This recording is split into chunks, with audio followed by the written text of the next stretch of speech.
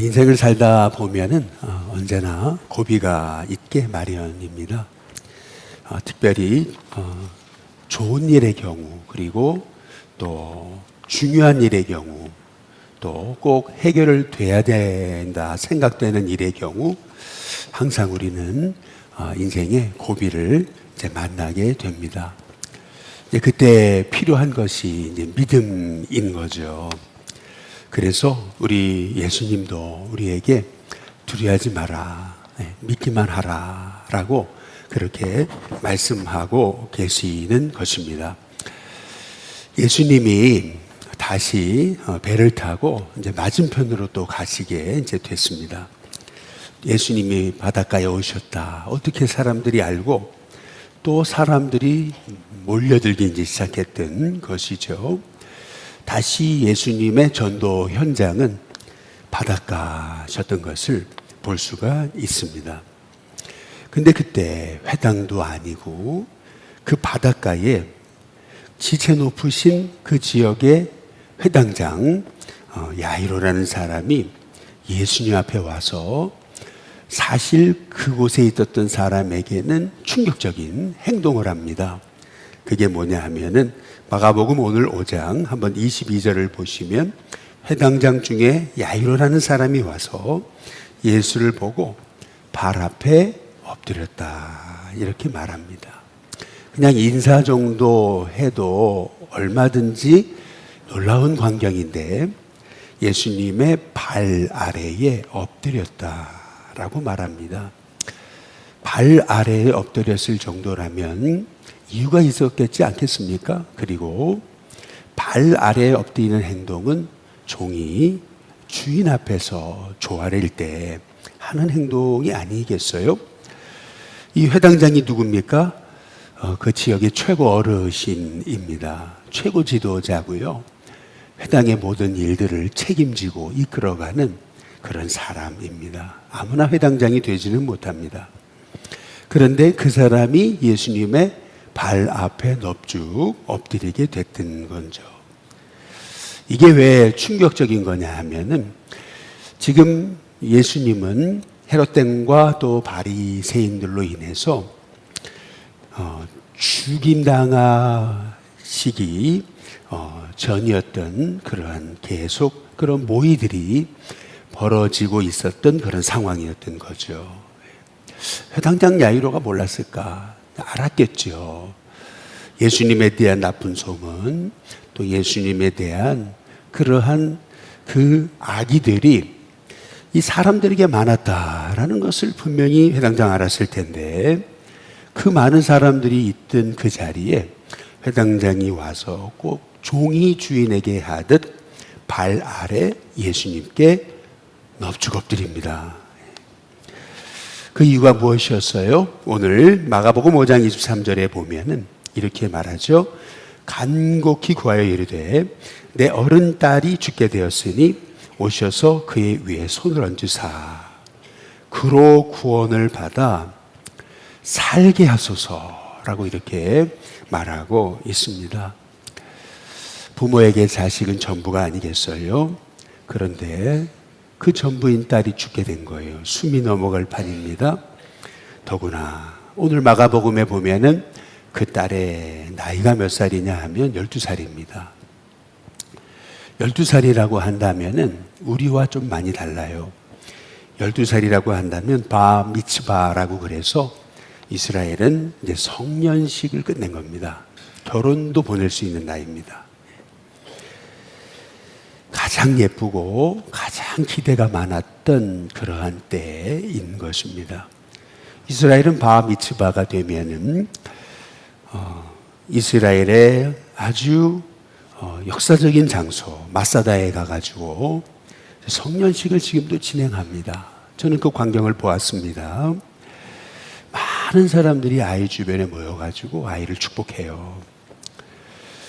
그리고 그날 아이를 위해서 우리가 결혼식 때 가면 축의금을 주듯이 축의금을 주거든요. 그런데 그 축의금이 이게 수천만 원이 된다는 얘기가 있습니다. 이게 과장된 얘기가 아닌 거죠. 그래서 유대인들은 돈을 버는 게 아니고 돈을 불린다라는 얘기가 바로 여기서 나오는 것입니다. 그러니까 성년식도 마쳤습니다. 그런데 아니 이렇게 사랑스럽고 그리고 이 나에게는 전부와 같은 딸이 말이에요. 죽게 됐어요. 유일한 소망이잖아요. 숨이 넘어가기 직전입니다. 해결 방법이 없어요. 그때 야이로는 예수님이 생각난 거죠. 그분이 바닷가에 오셨다. 생각할 겨를이 뭐가 어디 있습니까? 그냥 막 달려갔던 거죠. 그리고 뭐 체면이 어디 있습니까? 그냥 그 발 앞에 살려달라고 간곡히 구할 수밖에 없었던 거죠. 이게 부모의 마음 아니겠어요? 그는 딸의 치유를 위해서 많은 것을 내려놨습니다. 먼저는 편견이겠죠. 편견이 뭡니까? 사전의 판단이라는 뜻입니다. 다시 말해 바리새인들은 예수님을 귀신 들린 자라 그랬잖아요. 죽여 마땅할 자라 그랬잖아요. 사회를 어지럽히는 자라 그랬잖아요. 유대를 흔드는 자라 그랬잖아요. 그런데 이 야이로는 그 사전 판단, 이 편견을 내려놓은 겁니다. 항상 교육도 그렇고 뭐든지 뭘 먼저 들었냐, 참 이거를 깨기가 어렵습니다. 그래서 지혜로운 사람은 어릴수록 자녀들을 가르치는 겁니다. 뭐든 좋은 것을 말이에요. 선점 먼저 아이에게 좋은 것이 들어가면은요, 나쁜 것이 틈타기가 어렵습니다. 아, 엄마가 이런 말 하셨는데, 어른들이 얘야 이렇게 부르면 우리 엄마가 가지 말라 그랬어요. 왜요? 선점이 돼 있으니까. 딱 선점이 돼 있으니까 아이들이 이상한 사람을 경계하는 거죠. 선점이 돼 있지 않으면 얘 쫓아가게 되는 것입니다. 그냥 아저씨가 뭐 준다니까 쫓아가는 거죠. 선점된다는 거, 이게 굉장히 사실 우리 인생에서 전략이고 지혜이고 또 우리가 이 땅에서 우리 자녀들을 잘 세우고 인생을 세우는 비결이죠. 그러나 지금 야이로는 잘못된 것에 선점이 된 거잖아요. 예수는 귀신 들렸다. 예수는 사회를 어지럽힌다. 이 사회를 흔드는 자다. 당장 죽여 마땅할 자다. 뭐 별의별 얘기 다 들었을 겁니다. 이상한 얘기. 그런데 그가 이 예수님 앞에 내려와서 예수님 앞에 와서 발 앞에 엎드렸다. 여러분 이것이 뭐예요? 딸을 사랑하잖아요. 딸을 살려야 되잖아요. 편견이고 뭐가 없습니까? 뭐가 어디 있습니까? 예수님 앞에 와서 엎드릴 수밖에 없는 거죠. 어찌 보면은 사람이 그 편견을 깨기 어렵습니다. 쉽지 않습니다. 아무리 절박해도 이 편견을 깬다는 게 쉽지 않은 것입니다. 그러나 그가 이 편견을 깨고 예수님 앞에 나와서 엎드렸다. 그것도 체면 따진 게 아닙니다. 발 앞에 엎드렸습니다. 여러분 이것은 뭘 의미합니까? 그의 마음에 그래도 열린 마음이 있는 사람이었구나 라고 하는 것을 우리가 또한 알 수가 있는 겁니다. 여러분 주님 사랑하시잖아요. 자식 사랑하잖아요. 가족 사랑하잖아요. 이 땅에 죽어가는 영혼을 사랑하잖아요. 그렇다면은 여러분 우리가 하지 못할 일이 뭐가 어디겠습니까? 우리가 내려놓지 못할 편견이 어디겠습니까? 우리가 어떤 영혼, 저 사람은 안 돼. 아닙니다. 우리가 주님 사랑한다면 그 어떤 편견도 우리를 지배할 수 없는 줄로 믿습니다. 또 회당장 야이로는 존엄을 버렸던 거죠. 회당장이면요, 당시에 그 지역에서는 가장 존경받는 인물입니다. 아무나 회당장이 되지 않습니다. 이거는 종신직입니다. 그렇다면은 여러분 그 존엄을 내려놓는다. 이거 쉬운 일 아니죠. 얼마나 그 지역사회에서 늘 높임을 받는 사람이었냐라는 겁니다. 그러나 딸을 살려야 되잖아요. 딸을 살려야 되는 거 아니에요. 딸이 죽으면 내가 죽을 겁니다. 아니, 딸이 없는 그런 세상을 생각하면은 정말 살 소망이 없었던 거죠. 그래서 뭘 못 내려놓겠습니까? 존엄이 뭐겠습니까? 자존심도 못 내려놓겠습니까? 다 내려놓는 거죠. 우리는 나만을 기억합니다. 나만도 선지자를 찾아왔다가 그냥 돌아가려고 그러잖아요. 그 이유가 뭐예요? 아니, 이 지체 높은 아람의 군대 장관이 왔는데 얼굴 하나 비치지 않고 그냥 사환 종 하나 딱 보내더니 가서 요단강 가가지고 물 몇 번 담가라. 참 말도 안 되는 얘기잖아요. 너무 이건 예의 바르지 못한 행동이잖아요. 이럴 수는 없는 거 아니겠어요? 자기를 무시한 거잖아요. 돌아가려고 그랬잖아요. 예. 그러나 한 소녀의 얘기가 이 나만을 살리는 거 아니에요? 우리가요, 이렇게 절박해지면요, 그러면 작은 자의 소리도 그냥 듣지 않습니다. 작은 자의 소리도 확성기로 들리는 거죠. 그래서 고통은 죽어있는 세계를 깨우는 확성기인 겁니다. 루이스가 말한 것처럼 말이죠. 그래, 해보지. 그래, 그거 못해. 내가 살려면. 그래서 요단강에 물을 7번 잠그잖아요. 그러나 생각이 만감이 교차하잖아요. 요단강 가보셨습니까? 흙탕물입니다. 예. 물이 범람할 때는 그나마 엄청난 강이고 멋진 강이지만은 물이 마르면은 흙탕물입니다. 흙탕물에 내가 지금 이 물을 담그고 아무런 변화 없잖아요. 에이, 돌아가자. 그러나 자기가 절박하지. 이렇게 살 수는 없잖아요. 이 문둥병이라는 것은요, 이게 결핵성 아주 치명적인 경우는요, 온 얼굴이 완전히 괴물처럼 변합니다. 온 몸이 완전히 일그러지고요, 고통도 말이 아닙니다. 막 고통이 어떨 때는요, 뇌 속으로 들어갑니다. 그러면은 죽어가죠. 얼마나 절박합니까? 그래, 내가 이거 7번 못 참겠냐? 그 마음을 가지고 그냥 순종한 거예요. 그렇잖아요. 뭐 기쁨으로 한 것도 아니겠죠. 그냥 순종한 거예요. 놀랍죠. 그냥 깨끗해지는데 아이살처럼 깨끗해졌던 것 아니겠어요? 마찬가지죠. 아직도 우리가 내 존엄을 내세우고 내 자존심이 살아있고 그렇다면은 어찌 보면 우리는 덜 절박한 거죠. 절박하면 뭘 못하겠습니까? 우리도 어찌 보면 우리 자녀의 구원을 위해서 또 우리 가족의 구원을 위해서 이렇게 절박하게 하나님 앞에 부르질 수 있는 하나님의 사람이 돼야 될 줄로 믿습니다. 그리고 이 야이로는 무엇보다 자기 교만을 해려 놨던 거죠. 어찌 보면은요, 이 야이로는요, 자신의 밑에 사람들 얼마든지 보낼 수 있어요. 회당에 그 부리는 사람 많았어요. 한번 오라 그래라, 아니 모시고 와라 정도도 할 수 있었습니다. 그러나 그렇게 하지 않았어요. 자기가 달려왔어요. 그리고 엎드렸어요. 예수님이 요청하면은 얼마든지 종을 보내도 오실 거라고 하는 그러한 생각이 있었겠죠. 예수님 그러셨고요. 그러나 이 아이는 그렇게 하지 않았어요. 자기가 직접 왔어요. 무엇을 의미합니까? 이 아이로는요, 정말 딸을 살리고 싶었던 거죠. 여러분, 진정한 겸손은요, 이처럼 우리의 마음에 간절하면서 옵니다.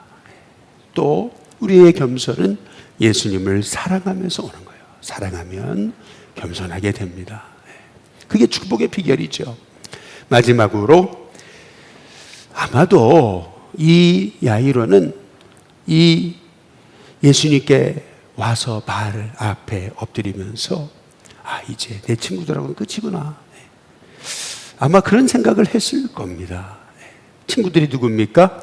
하나같이 예수님을 적대하던 바리새인들 아니겠습니까? 그런데 야이로가 예수님 앞에 발 아래 엎드린다는 것은 다시 말하면 예수님, 당신이 내 인생의 주인입니다 라는 뜻이거든요.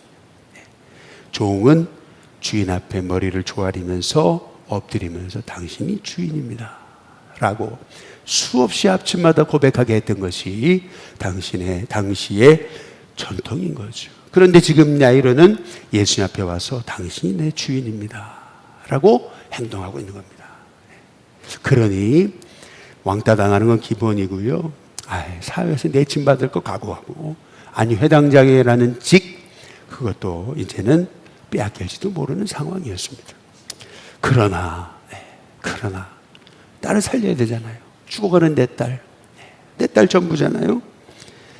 그 딸이 고통받아가지고 숨이 넘어가는데, 지금 뭐 직장이고 뭐고 자존심이고 뭐 존엄이고 편견이고 뭐가 됐습니까? 한순간에 이 야이로는 생각이 바뀐 겁니다.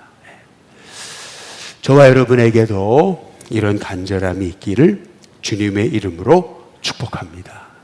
예수님이 우리 죄를 위해 죽으셨잖아요. 그리고 부활하셨잖아요. 근데 그분이 나 같은 자 사랑하시잖아요. 택해 주셨잖아요. 불러주셨잖아요. 쓰시려고 하시잖아요. 그렇다면 여러분, 우리가 무엇을 못 내려놓겠습니까? 주님이 원하신다라고 하면 주님 나를 쓰시옵소서. 이것은 당연한 것입니다. 정말 주님을 사랑하기에 내가 무슨 자존심 못 내려놓고, 내가 무슨 존엄을 못 내려놓겠습니까? 그런데 고비가 왔습니다. 여러분, 항상 믿음에는 고비가 있습니다. 항상 하나님의 큰 일이 일어나려면 고비가 있게 마련입니다. 이스라엘 백성 출애굽을 했습니다. 홍해가 막았습니다. 고비가 있었습니다. 다윗이 골리앗을 무찌려고 달려들려고 할 때 형 엘리압이 니까지 깨, 이렇게 무시하는 말을 들었습니다. 고비가 항상 있습니다. 언제나 인생에는 고비가 있는 거예요. 우리 하나님이 아담과 하와에게 선악과 따먹지 말라 그랬어요. 하와가 유혹하잖아요. 고비가 있는 거예요. 그냥 넘어가잖아요. 고비를 못 넘었어요. 여러분, 우리의 인생에는 언제든지 참 중요한 일일수록 고비가 있게 마련입니다. 그 고비가 무엇으로 찾아왔습니까? 뜻밖의 일이 벌어졌습니다. 뜻밖에도 생각지 못한 일이 벌어진 거예요. 예수님이 함께 가시자 그래가지고 함께 가고 있었는데 사람들이 뭐가 벌어지나 또 몰려왔어요, 무리들이. 근데 갑자기 어떤 여인이 그냥 자기 그 순간을 허락도 없이 침범하더니 병이 났고, 그러더니 예수님 지체하시잖아요. 계속 말을 하시잖아요. 근데 어떤 일이 벌어져요? 마가복음 5장에 35절에 보니까 이래요. 아직 예수께서 말씀하실 때라고 말해요. 회당장의 집에서 사람들이 와서 회당장에게 얘기하는 겁니다. 당신의 딸이 죽었습니다. 어찌하여 선생을 더 괴롭게 합니까? 소용없습니다. 이제 끝났습니다. 당신의 선택이 틀렸습니다. 당신이 예수님 찾아간 게 실수한 겁니다. 얼마나 기가 막힌 일입니까? 내가 잘못 선택한 건가? 잘못 믿었나? 내가 친구의 말들을 들었어야 되나? 아니, 저분은 날 싫어하셨나? 간다고 하면서도 아니 왜 지체하셔? 빨리 가도 되는 거를. 아니, 안 좋아하면서 좋아하는 척 했나? 별의별 생각이 교차했겠죠. 이럴 수는 없지. 그렇잖아요. 사람이요, 절박해졌는데 실망하게 되면은요, 사람이 돌출행동을 합니다. 사람이요, 이상행동을 합니다. 그렇잖아요. 이렇게 간절하게 주님을 찾았는데 딸이 죽었잖아요. 소망이 끊어졌잖아요. 그러면은요, 더 이상 뭐 필요 없잖아요. 예수님이요. 뭐 눈에 뵈는 게 있겠습니까? 근데 마가복음 5장에 36절에 보면 이렇게 예수님 말씀하시죠. 한번 같이 한번 읽어보겠습니다. 함께 읽습니다. 시작. 예수께서 그 하는 말을 곁에서 들으시고 회당장에게 이르시되 두려워하지 말고 믿기만 하라 하시고. 항상 고비가 있어요. 이게 고비인 거예요. 그런데 더 기가 막힌 말을 하십니다. 두려워하지 마라. 그리고 믿기만 하라 라고 말씀하십니다. 근데 여기 보면은 신기한 게 이 야이로가요, 뭐 어떤 말을 했다는 얘기가 없어요. 예수님 멱살 잡았다는 얘기가 없어요. 아니, 필요 없어요. 이제는 가세요. 그러지도 않았어요. 그냥 두려워 말고 믿기만 하라. 이 말씀에 야이로가요, 그냥 따라가요. 뭘 의미합니까? 이 사람 괜찮은 사람입니다. 그래도 이 사람이요, 정말 완전히 뭐가 무너지고 이성이 무너진 상황에서도요, 이 사람은 어찌 보면은요, 겸손한 사람입니다. 어찌 보면요, 이 사람에게 구원받을 만한 믿음이 있었습니다. 아니, 순종했던 거죠. 그렇잖아요? 그런데 그 순종의 결과가 뭡니까? 항상 이거 고비가 찾아오게 마련인데, 이 고비가 한 번 오는 게 아니에요. 여러 번 옵니다. 계속 고비가 여러 번 겹쳐와요. 이번에는 더 큰 고비가 오는 거죠. 마가복음 5장에 38절, 40절에 보면 이래요. 해당 장의 집에 함께 가사 떠드는 것과 사람들이 울며 심히 통곡함을 보시고, 사람들이 울며 심히 통곡합니다. 아, 이 어린 것이 죽었네. 사람들이 와서 얼마나 애통해 합니까? 이 어린 것이 죽었네. 불쌍해서 어떡하나. 그렇죠? 우리는 이러고 끝나지만요, 유대의 전통은 뭐냐 하면은요, 사람이 죽으면은 피리 부는 자 대동합니다. 그래서 더 슬픔을 돋굽니다. 이게 전통입니다. 우리 옛날에도 그랬죠. 아이고 그렇잖아요. 우리도 옛날에 이게 다 슬픔을 대동하는 거예요. 어찌 보면 이게요, 꼭 나쁜 것은 아니에요. 왜냐면요, 슬플 때는 슬퍼해야 돼요. 그래서 거기서 치유가 일어나는 거거든요, 사실은. 그래서 아이고 정도가 아니고 막 슬픔을 더 돋굽니다. 그런데 이 야이로가 그 상황을 딱 접했을 때, 그렇잖아요? 얼마나 흔들렸겠습니까? 근데 39절에 보면 예수님 들어가서 그들에게 이르시되, 예수님 너무 뻔뻔하세요. 뭐라 하시냐면, 너희가 어째요 떠들며 우냐. 너무 뻔뻔해 보이지 않으세요? 당연히 우는 건 당연한 건데, 그렇죠? 이 아이가 죽은 게 아니고 잔다 라고 말씀하셨어요. 아니, 죽었는데 잔다니. 그랬더니 40절에 어떻게 됩니까? 그들이 비웃더라 라고 얘기하잖아요. 여러분, 회당장이 예수님께 순종한 결과, 그 결과는 절망 앞에 서야 됐고요, 그리고 예수님의 이해되지 않는 말씀 앞에 섰어야 됐습니다. 그리고 세 번째, 사람들의 비웃음을 들어야 됐습니다. 예수님을 비웃는 거는 지금 회당장을 비웃는 거거든요. 조롱하는 거. 야, 너 꼴 좋다. 그거 아니에요? 그 이다나, 그 예수라는 자, 저 귀신 들린 자 쫓아가더니 니도 귀신 들렸구나. 아예 실성했구만. 그렇죠? 별의별 얘기를 들었을지 모르겠습니다. 그런데 여러분, 어떤 일이 벌어졌어요? 오늘 말씀 41절에 보니까 같이 한번 읽어보겠습니다. 41절입니다. 시작. 그 아이의 손을 잡고 이르시되 달리다고 하시니, 번역하면 곧 내가 네게 말하노니 소녀야 일어나라 하심이라. 여러분, 성경에 예수님이 직접 하신 말씀, 그 단어 그 자체 그대로 기록된 말씀이 몇 번 없습니다. 근데 그 중에 바로 이것이 예수님 직접 하신 말씀입니다. 달리다굼. 아람어입니다. 달리다굼. 이거 여러분, 예수님 직접 쓰셨던 말씀입니다. 달리다굼. 에바다. 몇 개 없어요. 근데 달리다굼. 딱 그랬어요. 그랬더니 42절에 소녀가 곧 일어났다. 일어날 뿐만 아니에요. 걸었어요. 그런데 43절의 끝에 부분에 보니까 걸을 뿐만 아니라 먹을 수 있었어요, 아이가. 완전 살아난 거죠. 여러분, 여기서 중요한 게 있습니다. 달리다굼이라는 뜻은 우리가 너무 잘 알고 있죠. 달리다굼 있잖아요. 그렇죠? 우리 교회학교 때 많이 배웠습니다. 여러분, 달리다굼의 뜻이 무엇입니까? 달리다라고 하는 말의 의미는 소녀야 라는 뜻이고요, 굼이라고 하는 말은 일어나라 라는 뜻입니다. 그래서 달리다, 소녀야, 굼, 일어나라 라는 뜻인 거죠. 어떻게 보면은요, 이 굼, 일어나라 라고 했을 때 얼마나 이 야유의 이 생각에서 만감이 그 순간 교차했겠습니까? 그런데 놀랍게도 딸아이는 일어납니다. 그런데 달리다굼의 뜻이 중요한 거예요. 달리다굼이 뭐냐면요, 그냥 소녀야 일어나라 라는 뜻이 아닙니다. 그 달리다굼은 이런 뜻입니다.